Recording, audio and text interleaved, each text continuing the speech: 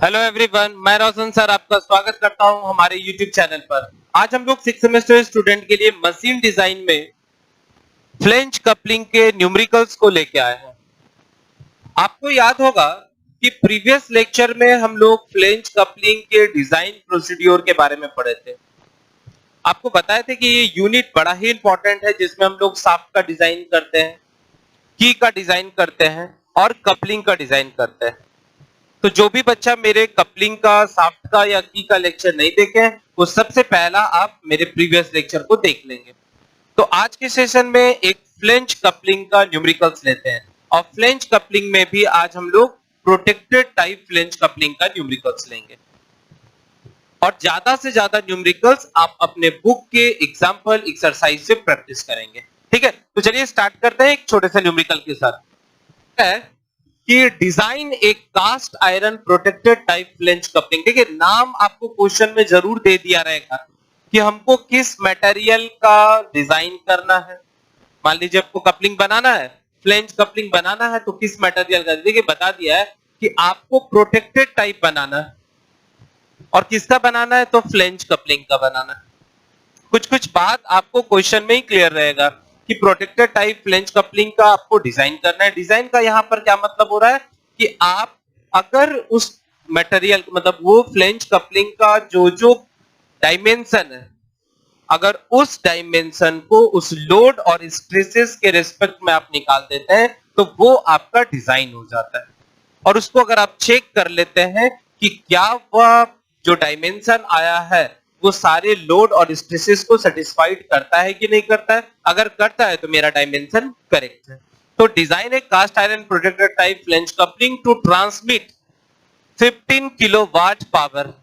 ठीक है, तो मेरे पास गिवन क्या क्या है वो भी ध्यान देंगे। तो मेरे पास हम सॉल्यूशन में सबसे पहला काम करेंगे, गिवन लिख देंगे। क्या है, तो पावर आपको क्वेश्चन में दिया हुआ है। ठीक है, कितना पावर दिया है, तो 15 किलोवाट, 15 किलोवाट। इसको कन्वर्ट कर दीजिए एसआई यूनिट में, तो ये हो गया 3 वाट।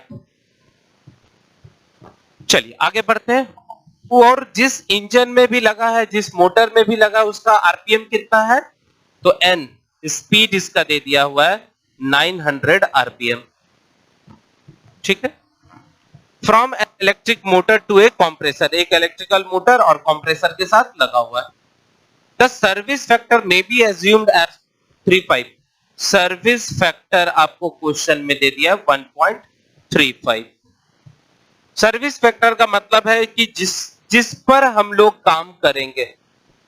जैसे मान लीजिए अगर मेरा जो शाफ्ट में टॉर्क जनरेट हो रहा है वह 100 न्यूटन मीटर हो रहा है। ठीक है, तो आपको क्या बोल रहा है, आपको बोल रहा है कि नहीं, आप ऐसे शाफ्ट का डिजाइन कीजिए जिसमें 35% और ज्यादा टॉर्क का ट्रांसमिट करे। तो वहां से ही क्या होता है, सर्विस फैक्टर आपका निकलता है। हम सिखाएंगे आपको। तो सर्विस फैक्टर कितना दिया हो, 1.35। अच्छा, इसका परमिसेबल स्ट्रेसेस दे दिया है कि जो मटेरियल जिस जिस चीज से बना है उसका परमिसेबल स्ट्रेसेस है। तो देखिए, shear stresses for the shaft, shaft mild steel का मान लेते हैं, बोल्ट भी माइल्ड स्टील का मान लेते हैं और की माइल्ड स्टील के मटेरियल से बना हुआ है। तो यहां पर हम कह सकते हैं कि एयर स्ट्रेस किसका, तो शाफ्ट का, और किसका, तो की का, और किसका, तो बोल्ट का। ये दे दिया है, कितना दे दिया है, 40 मेगा पास्कल। मेगा पास्कल इसको कन्वर्ट कर देंगे तो 40 न्यूटन पर एमएम स्क्वायर में आ जाएगा। फिर crushing stress for bolt and की, तो यहां सिग्मा क्रशिंग सीआर किसका है, बोल्ट का है, और किसका है, की का है। कितना दिया हुआ है, 80 एमपीए दिया हुआ है, मेगा पास्कल। तो आप यहां लिख सकते हैं 80 न्यूटन पर एमएम स्क्वायर। चलिए अब लास्ट आ जाते हैं, shear stress for CI flange. तो ये फ्लेंज के लिए है। फ्लेंज क्या है, तो कास्ट आयरन से बना हुआ रहता है, मतलब हब और आपका जो फ्लेंज है, हब और फ्लेंज जो है वो किससे बना है, कास्ट आयरन से बना है। कितना शियर स्ट्रेस है, तो 8 मेगा पास्कल। तो यहां से आपको सारा डेटा जो दिया है उसको आप अपने कॉपी पर अच्छे से नोट कर लेंगे। 8 न्यूटन पर एमएम। ठीक है, चलिए तो अब आपको क्या करना है, प्रोटेक्टेड टाइप फ्लैंज कपलिंग का डिजाइन करना है। तो हम क्या करेंगे, एक rough figure protected type flange coupling का बना देंगे, ठीक है, जिससे कि हमको उसका सारा डायमेंशन जो है आसानी से दिखेगा। ठीक है, देखिए 2-3 बार आप अच्छे से प्रैक्टिस करेंगे तो वो आपका सारा फिगर, आपका न्यूमेरिकल पार्ट्स, आपका पूरा डिजाइन प्रोसीड्यूर आपको याद हो जाएगा। ठीक है, तो ये कुछ ये फ्लैंज रहता है और यहाँ प्रोटेक्टेड ये वाला पोर्शन थोड़ा सा आप आगे ऐसे निकाल देंगे। ठीक है, और ये प्रोटेक्टेड पोर्शन रहता है, इसी को हम लोग फ्लैंज कहते हैं, फ्लैंज कहते हैं। और ये जो पोर्शन होता है इसको हम लोग हब कहते हैं, और ये वाला जो पार्ट होता है इसको हम लोग शाफ्ट कहते हैं। ठीक है, चलिए, तो मेरे पास ये सारा डायमेंशन अब हमको क्या करना है, निकालना है। तो हम लोग स्टार्ट करेंगे इसके डिजाइन प्रोसीड्यूर पर, तो जल्दी से स्टार्ट करते हैं। चलिएगा, तो हम क्वेश्चन यहां से हटाते हैं, आप अच्छे से इसको नोट कर लेंगे। ठीक है, और ज्यादा से ज्यादा न्यूमेरिकल्स आप जिस बुक से भी पढ़ते हैं, चाहे आप मशीन डिजाइन आर.एस. कुर्मी का पढ़ते हो या भंडारी का पढ़ते हो, आप किसी भी बुक से अच्छे से प्रैक्टिस कर सकते हैं, क्योंकि यहां से आपके यूनिवर्सिटी में क्वेश्चन जरूर रहता है। ठीक है, तो आप हर यूनिट में कोशिश करेंगे कि अच्छे अच्छे टॉपिक को अच्छे से रिवाइज कर लीजिए। ठीक है, और फिर खुद से प्रैक्टिस भी करते रहेंगे। तो यहां सारा डेटा आ गया। हम लोग सबसे पहला अभी जो पढ़ेंगे वो पढ़ेंगे फर्स्ट, रोमन नंबर फर्स्ट कर देंगे और इसमें लिखेंगे डिजाइन ऑफ हब, हब का डिजाइन करना है। ठीक है, तो सबसे पहला हम लोग क्या करेंगे, इसमें स्टेप नंबर 1 लेंगे, स्टेप नंबर 1, और यहां से हम लोग क्या पता करेंगे, कैलकुलेट द मीन टॉर्क। ठीक है, calculate the mean torque developed. पहले पता करेंगे आखिर इसमें मीन टॉर्क कितना डेवलप हो रहा है। ठीक है, तो आप क्या जानते हो, हम जानते हैं पावर, जिसको हम P कह रहे हैं, is equal to 2 pi n by 60 into T mean. हम लोग पढ़े भी हैं रिलेशन। पावर आपको क्वेश्चन में दे दिया हुआ है 15 into 10 to the power 3 equal to 2 pi n का वैल्यू आपको आरपीएम दे दिया हुआ है 900 आरपीएम डिवाइडेड बाई 60। तो यहां से हमको कैलकुलेटर से अगर हम सॉल्व करेंगे तो यहां से हमको टी मीन निकल जाएगा। आप अच्छे से सॉल्व कर लेंगे। एक चीज बार बार बता रहा हूं, कैलकुलेशन अगर करेंगे, अगर किसी तरह का मिस्टेक होगा तो आप खुद से अपने कैलकुलेशन को सुधार लेंगे। ठीक है, वहां ये कमेंट मत कीजिएगा कि सर आपका ये वाला नंबर में ये चीज गलत है, आप खुद से कर लोगे। ठीक है, क्योंकि हम अभी क्या कर रहे हैं, रैंडम इसको कैलकुलेट कर रहे थे, हो सकता है स्लाइटली कहीं मिस्टेक होगा तो आप सुधार लेंगे वहां। तो यहां से जब आप कैलकुलेट करेंगे तो लगभग 159 पॉइंट, यहां से 159.15 न्यूटन मीटर आ जाता है। ठीक है, तो यहां से हम लोग इसको भी हटा देते हैं, गिवन डेटा को आपको याद रख। अब हम लोग यहां से क्या क्या निकाल लिए, तो मेरा टी निकल गया।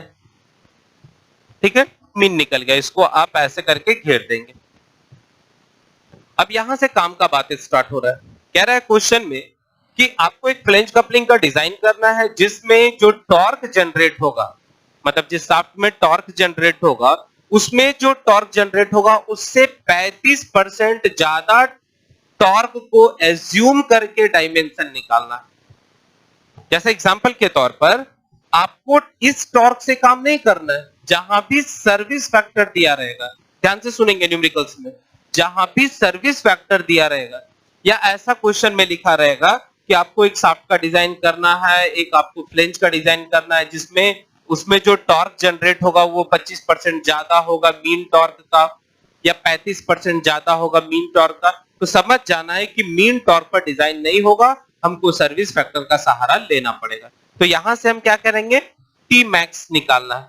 तो टी मैक्स का मतलब हो गया कि जो टी मीन है वो तो यूज करना ही करना है, प्लस इसमें 35% ज्यादा आपको मीन लेके डिजाइन करना है। इसका मतलब है जो मीन आया है उसमें 35% और टॉर्क का डेवलपमेंट और उसके हिसाब से टी मैक्स पर डिजाइन करना है। तो अगर आप इसको सॉल्व करेंगे तो यहां से आ रहा है 1.35 ऑफ टी मीन, और यही 1.35 जो है वो क्या चीज आ गया, सर्विस फैक्टर। तो यहां से सर्विस फैक्टर आपका आ गया 1.35 इंटू टी मैक्स आपको दिया हुआ है 159.15 न्यूटन मीटर। यूनिट का बड़ा ध्यान देंगे, ठीक है। तो यहां से टी मैक्स को अगर आप अच्छे से सॉल्व करेंगे तो कुछ वैल्यूज आ रहा है 215 न्यूटन मीटर, 215 न्यूटन मीटर, और इसको आप एमएम में कन्वर्ट कर देंगे, ठीक है। तो कितना हो जाएगा 215 इंटू 10⁻³ न्यूटन एमएम। तो यहां से क्या हो गया, टी मैक्स निकल गया। इसका मतलब अब जितना भी न्यूमेरिकल्स बनाना है, ठीक है, मतलब जितना भी डिजाइन प्रोसीड्यूर करना है तो टी मैक्स पर करना है, ना कि टी मिन पर। आया समझ में? कब यूज करना है, जब क्वेश्चन में लिख देगा कि सर्विस फैक्टर इतना दिया हुआ है, या आपको एक डिजाइन करना है जो मीन टॉर्क का 20%, 25%, 30% हो, तो दिमाग में बैठा लेना कि आपका पूरा डिजाइन टी मैक्स पर करना है। तो आई थिंक आपको यहां तक समझ में आ रहा होगा स्टेप 1, ठीक है। अब हम लोग क्या करेंगे, स्टेप 2 में आ जाएंगे। आप नोट कर लेंगे इसको अच्छे से। अब हम लोग यहां से चलते हैं step number 2। Step number 2, calculate the diameter of shaft. Calculate the diameter of shaft. हमको शाफ्ट का डायमीटर निकालना है, तो शाफ्ट के डायमीटर को डी कह देते हैं। ये शाफ्ट हो गया, इसके डायमीटर को हम लोग डी कह दिए, ठीक है। शाफ्ट अपने एक्सिस पर घूम रहा है, तो यहां पर याद रखना है कि टॉर्क जनरेट हो रहा है। तो हम लोग यहां पर क्या करेंगे, applying the relation, applying the relation, हम लोग रिलेशन लगा देंगे। क्या रिलेशन लगा देंगे, तो टॉर्सनल फॉर्मूला वाला लगा देंगे स्ट्रेंथ क्राइटेरिया का। क्या था रिलेशन, याद होगा आपको, टी, तो टी के जगह क्या लिख दो, मैक्स लिख दो।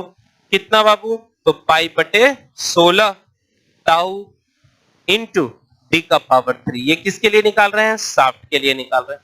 कहां से ये फॉर्मूला आया, तो टॉर्सनल फॉर्मूला। टॉर्सनल फॉर्मूला क्या था, तो T/J is equal to τ/r is equal to g θ/L। याद होगा आपको। तो इसके मदद से स्ट्रेंथ क्राइटेरिया होता है, और इसके मदद से अगर निकालेंगे तो इसको क्या कहते हैं, रिजिडिटी क्राइटेरिया कहते हैं।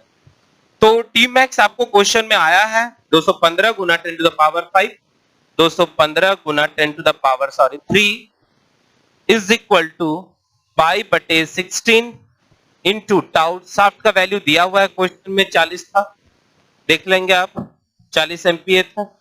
और डी क्यू, जब यहां से कैलकुलेटर से आप इसको सॉल्व करेंगे तो इसका वैल्यू कुछ 30 पॉइंट समथिंग आ रहा है, ठीक है।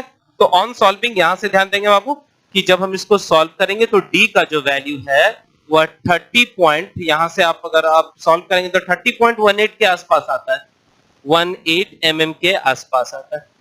और आपको पहले ही बताया हूं कि मान लीजिए ये मशीन का डिजाइन करना है और उसमें ऐसा डायमेंशन आएगा तो हो सकता है कि एरर होने का चांसेस है। तो हमेशा जब भी मशीन डिजाइन पढ़ेंगे तो डायमेंशन को थोड़ा सा बढ़ा के ले लेंगे इवन टर्म में। तो यहां से डायमेंशन कितना ले सकते हैं, तो डायमीटर बराबर 30 है तो आप 32 ले लो, 32 mm।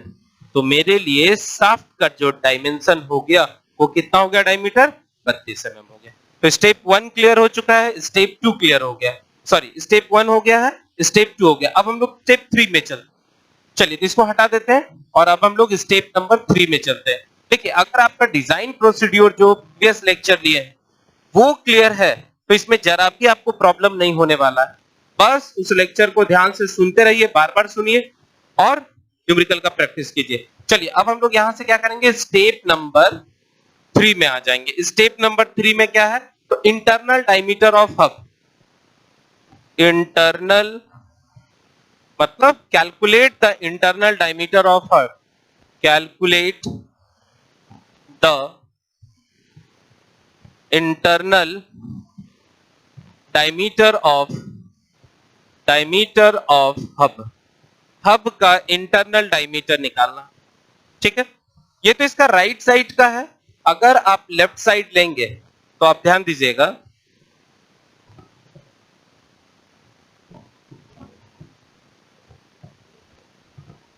ये देखिए, ये इसका राइट साइड है, सॉरी लेफ्ट साइड है, तो ये वाला पोर्शन आपका हब है जो कास्ट आयरन का बना हुआ है, और ये इसका इंटरनल डायमीटर है जिसको हम लोग DI कह रहे हैं, और साफ्ट जो है, ये साफ्ट इसी के अंदर जा रहा है, तो साफ्ट का जो डायमीटर होगा वही क्या होगा, हब का इंटरनल डायमीटर होगा। तो हम यहां से क्या कर लेंगे, अप्लाइंग द रिलेशन, हम लोग अप्लाइंग द रिलेशन यूज करेंगे, तो DI is equal to T, तो डायमीटर कितना निकल गया, तो इंटरनल डायमीटर भी आ गया 32 mm। ठीक है, जिसका डिजाइन कर रहे हो, जैसे हब का डिजाइन कर रहे हैं, तो हब का हर एक डायमेंशन को अगर आप निकाल देंगे तो वो पूरा डिजाइन प्रोसीड्यूर के अंदर आ जाता है। चलिए अब हम लोग आ जाते हैं स्टेप नंबर 4 में। स्टेप नंबर 4 में आपको क्या करना है, कैलकुलेट द आउटसाइड या आउटर कह सकते हैं, आउटर डाया ऑफ हब। अब आप हब का आउटर डाया निकाल लीजिए, ये इसका डायमीटर को हम लोग, ये आउटर डाया है, तो इसके डायमीटर को हम लोग कैपिटल डी कहते हैं, और कैपिटल डी कितने के बराबर होगा, तो अप्लाइंग द रिलेशन, तो कैपिटल डी बराबर 2D होता है। ये सारा जो आपका डिजाइन प्रोसीड्यूर बता रहे हैं वो आपके डिजाइन डेटा हैंडबुक में भी दिया है, आप वहां से भी अच्छे से कॉपी करके लिख सकते हैं। ठीक है, तो यहां से आपको हो जाएगा 2 गुना 32, तो डायमीटर आपको हो गया 64 mm। तो देखिए हब में क्या क्या चीज है बाबू, तो हब में आपको दिख रहा है कि हब के अंदर एक इंटरनल डायमीटर है, सामने दिख रहा है, एक आउटर डाया है। अच्छा, हब का अपना कुछ ना कुछ लेंथ होगा तो L मान लेते हैं। ठीक है, तो स्टेप नंबर अब आ जाते हैं हम लोग किसमें, 5 में आ जाते हैं, calculate the length of hub. अब हम लोग हब का लेंथ निकाल लेते हैं। ठीक है, तो यहां लेंथ ऑफ हब के लिए क्या रिलेशन अप्लाई करते हैं, 1.5 ऑफ डायमीटर ऑफ शाफ्ट।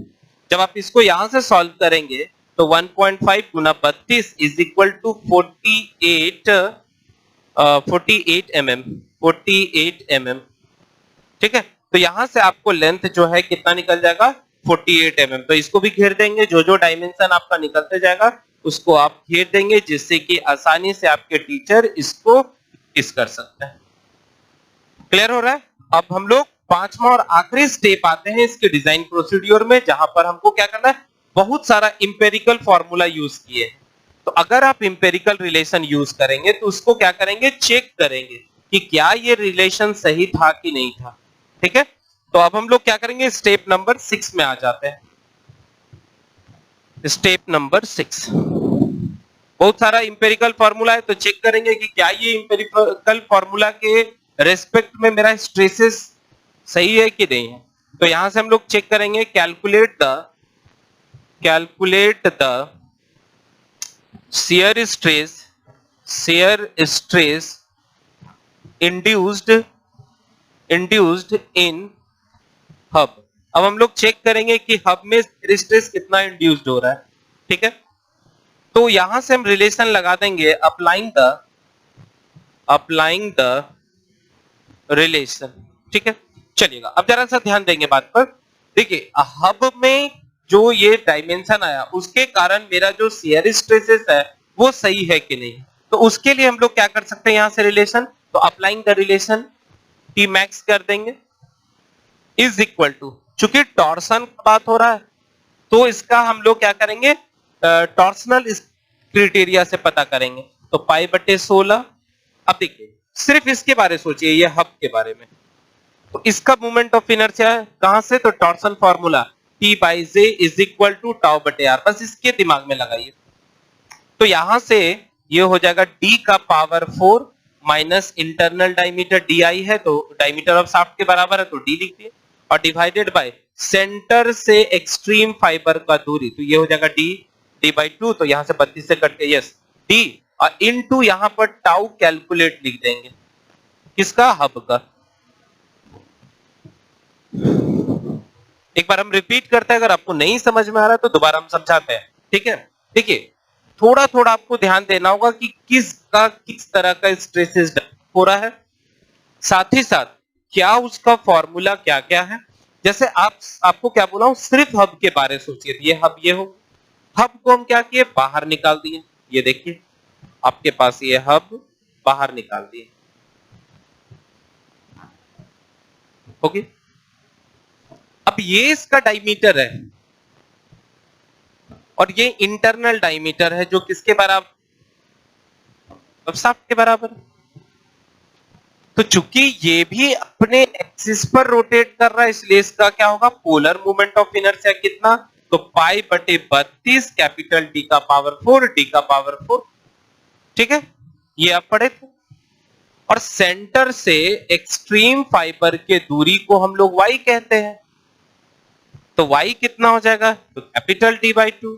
अब टॉर्सनल फॉर्मूला क्या है? T by J is equal to tau by R. तो अगर आप इसको यहां से सॉल्व करेंगे तो टाउ जे बटे आर, और जब आप इसको सारा डेटा लिखेंगे, ये वाला डेटा और ये वाला डेटा, तो आपको अपने आप मिल जाएगा पाई बटे 16 कितना? डी का पावर 4 डी का power 4 divided by D into tau. तो देखो अपने आप फॉर्मूला आ गया। बात समझ में आ रहा है? तो यहां से क्या कर रहे हैं, देखिए नीचे से tau max is equal to pi बटे 16 इंटू डी का पावर 4 माइनस डी का power 4 divided by D, sorry capital D into tau. Calculate किसका करना है बाबू? हब का करना है। टाउ मैक्स का वैल्यू आपको दिया हुआ है, मैक्स।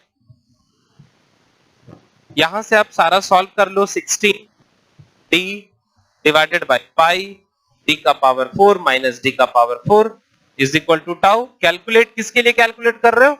हब के लिए कैलकुलेट करो। देख लीजिए यहां से। अब यहां पर जब सारा डेटा को आप पुट कर रहे हैं तो यहां से टाउ कैलकुलेट का जो मान आ रहा है, देखो टाउ मैक्स आपको दिया हुआ है, तो डायमीटर आपको दिया हुआ है, 2 गुना कर दिए थे, 32 लिए थे डायमीटर ऑफ शाफ्ट, तो उसका 2 गुना कर दिए 64, सब बैठा दीजिए यहां। जब आप इसको कैलकुलेट करेंगे कैलकुलेटर से तो इसका वैल्यू कुछ 4.45 मेगा पास्कल के आसपास आ रहा है। किसके लिए कैलकुलेट किए? हब के लिए किए, ठीक है। क्वेश्चन में हब का शियर स्ट्रेस कितना दिया हुआ है? तो क्वेश्चन में हब के लिए जो गिवन है वो कितना दे दिया है? 8 मेगा पास्कल दिया हुआ है। तो आपको समझ में आ रहा है कि if tau calculate is less than tau given, मतलब कैलकुलेट कितना हुआ? 4.45 एमपीए, गिवन कितना है? 8 एमपीए। इसका मतलब है कि मेरा अगर लोड लेने का क्षमता 100 न्यूटन है, 100 न्यूटन के बाद हम फेल कर जाएंगे, तो मेरे ऊपर अगर आप 50 न्यूटन का लोड देंगे तो हम फेल नहीं होंगे। तो उसी तरह उस मटेरियल का शियर स्ट्रेस का मैक्सिमम वैल्यू लेने का है 8 मेगा पास्कल, और इस डायमेंशन के अनुसार, इस कैलकुलेशन के अनुसार, इस लोड के अनुसार, ये टॉर्क के अनुसार कितना वैल्यू आ रहा है? 4.45। इसका मतलब गिवन से बहुत कम है। तो मेरा जो डायमेंशन आया वो किस कंडीशन में है? Safe condition. तो हम यहां लिख देंगे if tau calculated is less than tau given then our dimension are in safe condition. Safe condition. 6 semester का स्टूडेंट जो है अभी बहुत आराम कर रहा है इस लॉकडाउन में, तो आप लोग से रिक्वेस्ट है कि आप लोग पढ़ाई करते रहिए, इधर उधर का किसी का बात मत सुनिए जब तक आपके बोर्ड कोई नोटिस नहीं दे। एक बैग आपका एग्जाम का डेट बहुत जल्दी दे देगा और फिर आप अच्छे से प्रिपरेशन नहीं करेंगे। पता चलेगा कि फर्स्ट से फिफ्थ तक बहुत अच्छे नंबर लाए और 6 में आप फिर लूज हो गए। तो आपसे रिक्वेस्ट है खूब मन लगा के पढ़िए, टॉपिक को ज्यादा से ज्यादा क्लियर करने का कोशिश कीजिए, और ये सब भी ऐसा टॉपिक है जो कभी ना कभी आपके फ्यूचर में काम देगा ही देगा, ठीक है। चलिए, तो यहां से आप देख रहे हैं कि मेरा पूरा हब का जो डिजाइन है वो कंप्लीट हो गया। क्लियर है? तो अब हम लोग की के डिजाइन पर चलेंगे। अब हम लोग क्या करेंगे? डिजाइन ऑफ की के बारे में पढ़ेंगे। तो इस बार आ जाएंगे रोमन नंबर 2 में, डिजाइन ऑफ की। अब हम लोग की का डिजाइन करेंगे। की किस मटेरियल का बना है? तो की भी माइल्ड स्टील का बना है। तो स्टेप नंबर अब हम लोग कहां पर आ जाते हैं? तो 6 तक शायद हम लोग कर लिए थे, स्टेप 7 आ जाते हैं। ठीक है, देखिए की का कितना चीज होता है? 3 चीज है। अगर आप कोई की बना लेते हैं, मान लीजिए ये आपके पास एक की है,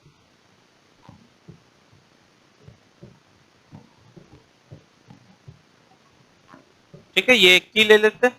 तो की का यहां पर आप देख पा रहे होंगे ये थिकनेस है, और ये इसका विड्थ है, और ये इसका लेंथ है। तो तीन ही चीज है।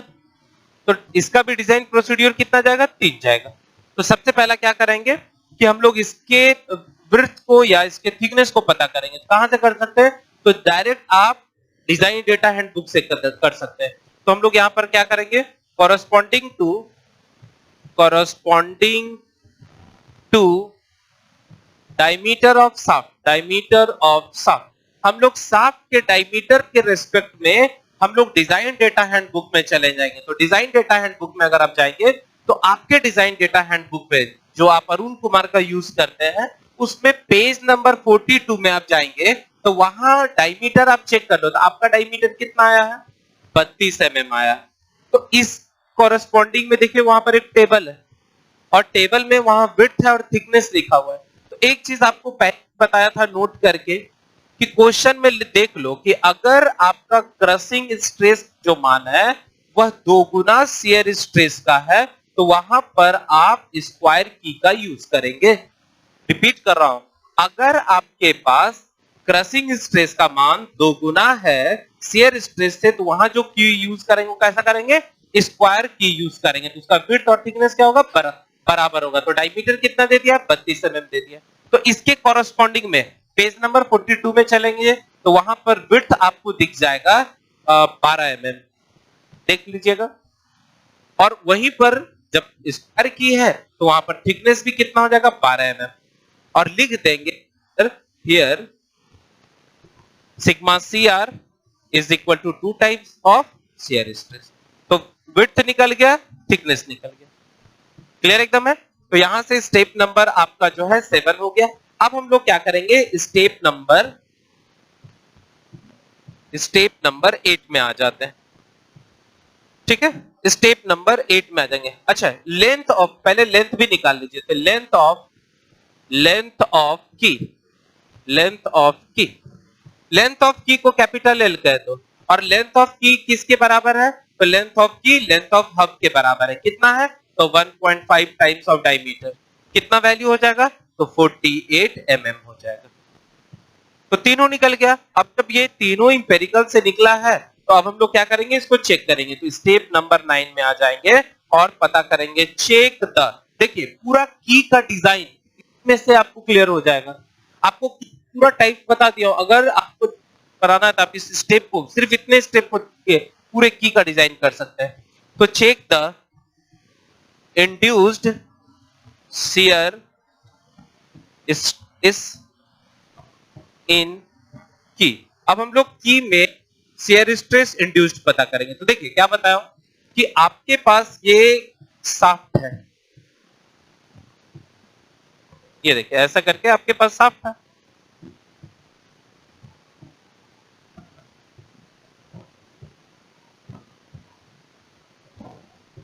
ठीक, और ये शाफ्ट का जो है की वे है, इसमें की घुसा हुआ रहता है। और फिर हब आपके पास है, हाफ पोर्शन इसमें घुसा हुआ। तो हाफ पोर्शन पर इसका देखिए व्यू देखिएगा, ये ऐसा ले लिया, ये ऐसे ले लिया, और ये की आपका हो गया।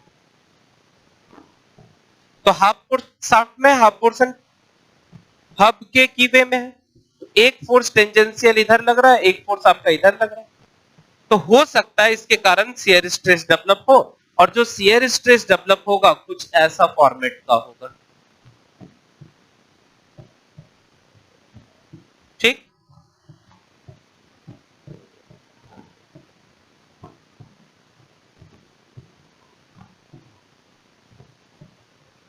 ये देखिए शेयर ऑफ हो गया। तो ये मेंबर जो है इस तरह से टेंजेंशियल फोर्स लगा रहा है, और ये मेंबर इस तरह से टेंजेंशियल फोर्स लगा रहा है, Ft। तो हम यहां से कहेंगे कि टॉर्क जो जनरेट हो रहा है T max is equal to tangential force into diameter of shaft T/2। ठीक, तो यहां से शियर स्ट्रेस यहां पर लिख सकते हैं की के लिए शियर स्ट्रेस बराबर टेंजेंशियल फोर्स अब बटे रेसिस्टिंग एरिया। तो रेसिस्ट तो ये वाला एरिया कर रहा है, तो इसका एरिया कैसे निकालेंगे? तो ये विड्थ है, ये लेंथ है, तो यहां से कितना हो जाएगा W इंटू एल। तो यहां से टेंजेंशियल फोर्स आप निकाल लेंगे Ft is equal to tau की इंटू W इंटू टी, और इसका वैल्यू यहां पुट कर दीजिए। ठीक है, तो यहां से आप जब वैल्यू पुट करेंगे, हम यहां से हटा रहे हैं, ध्यान देंगे, यहां से जब वैल्यू आप पुट करेंगे तो tau max is equal to Ft के जगह लिख दीजिए टाउ की into W T to T. Tau max already दिया हुआ है 215 गुना 10 to the power 3 equal to tau की, और इसको क्या करें कैलकुलेट कर दीजिए। विड्थ 12, थिकनेस 12, डायमीटर 32/2, सॉल्व इसको वो निकल जाएगा। और जब आप टाउ की कैलकुलेटेड आप निकालेंगे तो यहां से कुछ वैल्यू आ रहा है 32.32 मेगा पास्कल। कैलकुलेट एक बार खुद से कर लेंगे, तो आप नोटिस कर रहे हैं कि मेरे पास टाउ कैलकुलेट इतना है और टाउ की कितना गिवन कितना है, तो क्वेश्चन में गिवन कितना है 40 एम्पीयर, क्योंकि माइनस का बना हुआ है। तो यहां से आपको समझ में आ गया कि इफ टाउ की is calculated less than tau key given, then our dimension are in safe condition। तो मेरा डायमेंशन क्या हो गया? सेफ कंडीशन पर हो गया। तो आई होप आपको ये स्टेप क्लियर हो चुका होगा। अब हम लोग क्या करेंगे? क्रशिंग स्ट्रेस को चेक करेंगे। तो स्टेप नंबर हम लोग 6, 7, 8, 9, अब हम लोग स्टेप नंबर 10 में आ जाते हैं।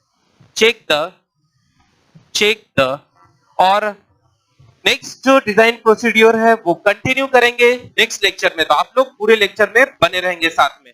तो स्टेप नंबर 10 में क्या करेंगे? Check the crushing stress in shaft. अब हम लोग शाफ्ट में की में क्रशिंग स्ट्रेस चेक करेंगे इन की।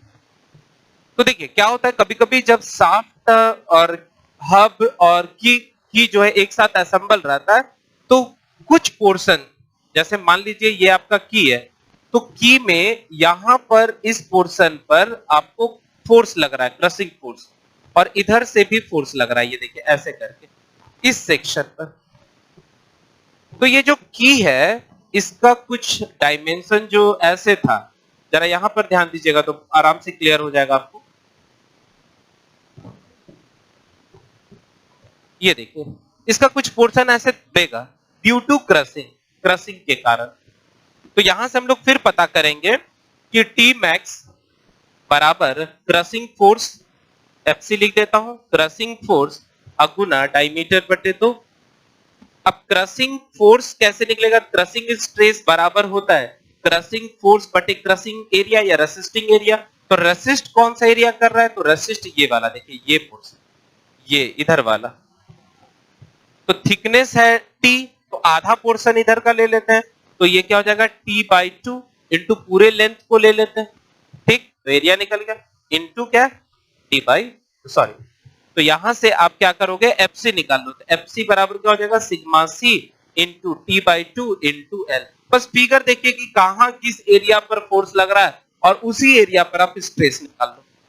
ठीक है, तो यहां से आपका जो वैल्यूज आ रहा है वो ध्यान दीजिएगा एफसी। तो T max is equal to FC into कितना? T/2। एफसी के जगह कितना? Sigma crushing into T/2 into L into D/2 बराबर टी मैक्स। जब यहां पर सारा वैल्यूज आप पुट कर देंगे तो यहां से जो वैल्यूज आ रहा है वो लगभग आ रहा है 46.65 मेगा पास्कल। और गिवन कितना है बाबू? तो गिवन क्रशिंग है, गिवन जो है वो आपको कितना दिया हुआ है? तो 80 एमपीए दिया हुआ है। तो यहां से दिख गया इफ सिग्मा क्रशिंग किसका? की का, is less then sigma crossing किसका, की का। ये गिवन, ये आपका कैलकुलेट है और ये क्या है, given. Then our dimension are in safe condition. तो मेरा डायमेंशन क्या है, सेफ कंडीशन में। तो अभी तक आपको क्या क्या डिजाइन कर दिए, तो design of hub, design of की। अब हम लोग को क्या करना है, डिजाइन ऑफ फ्लेंज और डिजाइन ऑफ बोल्ट। तो आप मेरे नेक्स्ट लेक्चर का वेट करेंगे, बस तुरंत ही इसका नेक्स्ट लेक्चर लेके आ रहे हैं और ये पूरा का पूरा न्यूमेरिकल्स कंप्लीट होगा। तब तक आप चैनल पर बने रहिए। Thank you.